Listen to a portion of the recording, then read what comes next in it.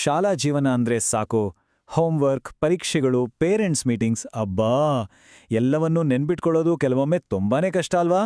ಆದ್ರೆ ಇನ್ಮುಂದೆ ಚಿಂತೆ ಬೇಡ, ಯಾಕಂದ್ರೆ ಬಂದಿದೆ ಮೈ ಸ್ಕೂಲ್ ಆಪ್. ಇದು ಸ್ಟೂಡೆಂಟ್ಸ್, ಪೇರೆಂಟ್ಸ್ ಮತ್ತೆ ಟೀಚರ್ಸ್ ನಡುವಿನ ಕಮ್ಯುನಿಕೇಷನ್ನ ಸಿಕ್ಕಾಪಟ್ಟೆ ಸುಲಭ ಮಾಡುತ್ತೆ. ಸರಿ, ಹಾಗಾದ್ರೆ ಈ ಆಪ್ ನಮ್ಮ ಶಾಲಾ ಜೀವನವನ್ನ ಹೇಗೆಲ್ಲ ಬದಲಾಯಿಸ್ಬೋದು ಅಂತ ನೋಡೋಣ ಬನ್ನಿ.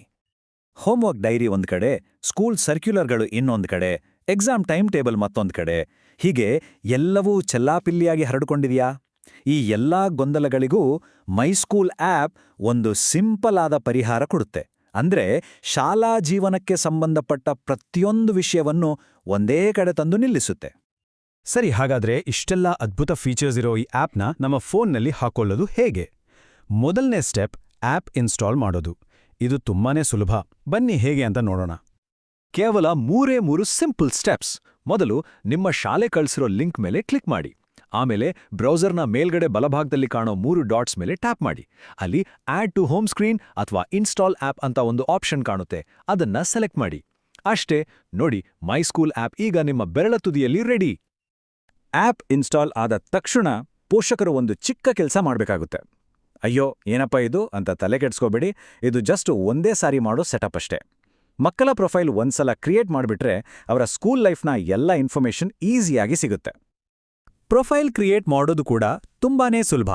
ಮೊದಲು ಪೇರೆಂಟ್ ಕಾರ್ನರ್ ಅನ್ನೋ ಟ್ಯಾಬ್ಗೆ ಹೋಗಿ, ಅಲ್ಲಿ ಆಡ್ ಸ್ಟೂಡೆಂಟ್ ಅಂತ ಒಂದು ಬಟನ್ ಕಾಣುತ್ತೆ, ಅದನ್ನ ಒತ್ತಿ. ಆಮೇಲೆ ಮಗುವಿನ ಪೂರ್ತಿ ಹೆಸರು, ಕ್ಲಾಸ್ ಮತ್ತೆ ಸೆಕ್ಷನ್ ಹಾಕಿ. ಬೇಕು ಅಂದ್ರೆ ರಿಜಿಸ್ಟರ್ ನಂಬರ್ ಅಥವಾ ರೋಲ್ ನಂಬರ್ ಕೂಡ ಆಡ್ ಮಾಡ್ಬೋದು. ಎಲ್ಲವನ್ನೂ ಫಿಲ್ ಮಾಡಿ ಸೇವ್ ಸ್ಟೂಡೆಂಟ್ ಅಂತ ಕ್ಲಿಕ್ ಮಾಡಿದ್ರೆ ಮಗುವಿನ ಪ್ರೊಫೈಲ್ ರೆಡಿ. ಪ್ರೊಫೈಲ್ ಸೇವ್ ಆದ ತಕ್ಷಣ ಮಗುವಿನ ಪ್ರೊಫೈಲ್ ಕಾರ್ಡ್ ಮೇಲೆ ಒಂದು ಕ್ಲಿಕ್ ಮಾಡಿ ಸಾಕು. ಅವರ ಪರ್ಸನಲ್ ಡ್ಯಾಶ್ಬೋರ್ಡ್ ಓಪನ್ ಆಗತ್ತೆ.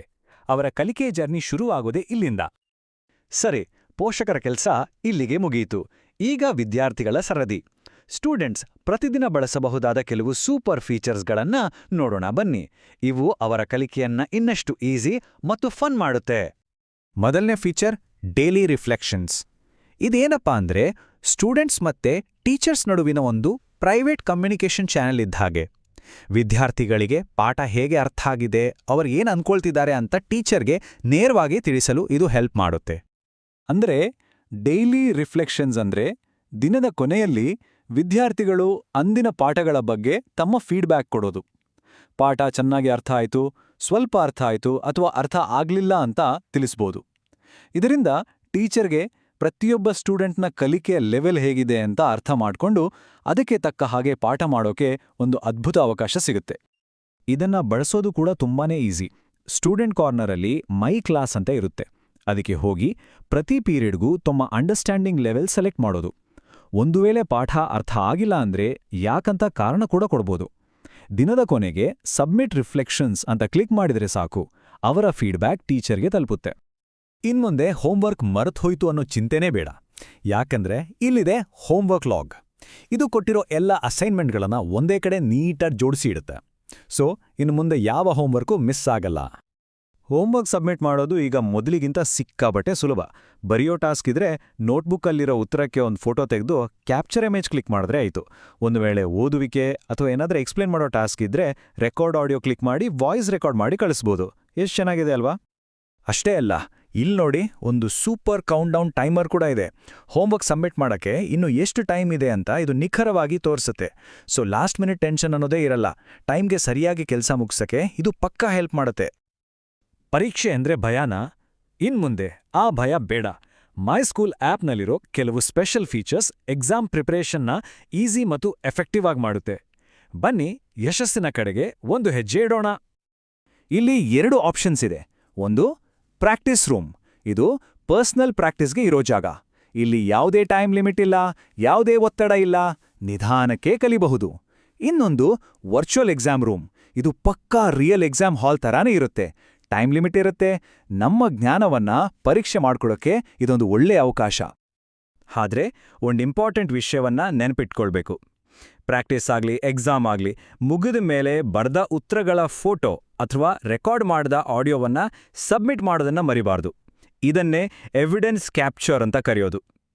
ಇದು ನಾವು ಮಾಡಿರೋ ಪ್ರಯತ್ನವನ್ನ ದಾಖಲಿಸುತ್ತೆ, ಜೊತೆಗೆ ಟೀಚರ್ಸ್ನಿಂದ ಫೀಡ್ಬ್ಯಾಕ್ ಪಡೆಯೋಕ್ಕೂ ಹೆಲ್ಪ್ ಆಗುತ್ತೆ.